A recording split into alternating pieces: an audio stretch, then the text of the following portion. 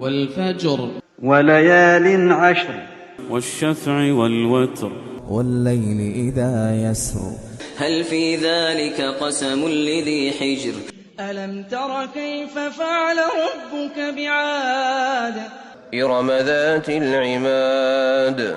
التي لم يخلق مثلها في البلاد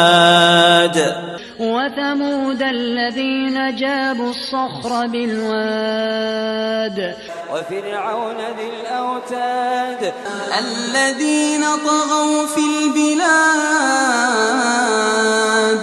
فأكثروا فيها الفساد فصب عليهم ربك سوط عذاب إن ربك لبالمرصاد فأما الإنسان إذا ما ابتلاه ربه فأكرمه ونعمه فيقول ربي أكرمن وأما إذا ما ابتلاه فقدر عليه رزقه فيقول ربي أهانن كلا بل لا تكرمون اليتيم ولا تحاضون على طعام المسكين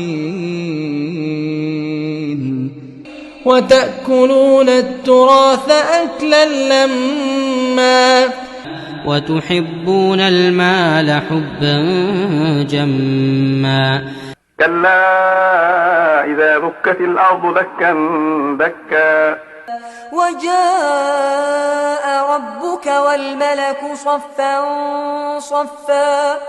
وجيء يومئذ بجهنم يومئذ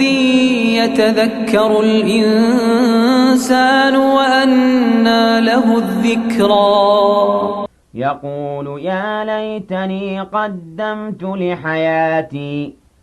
فيومئذ لا يعذب عذابه أحد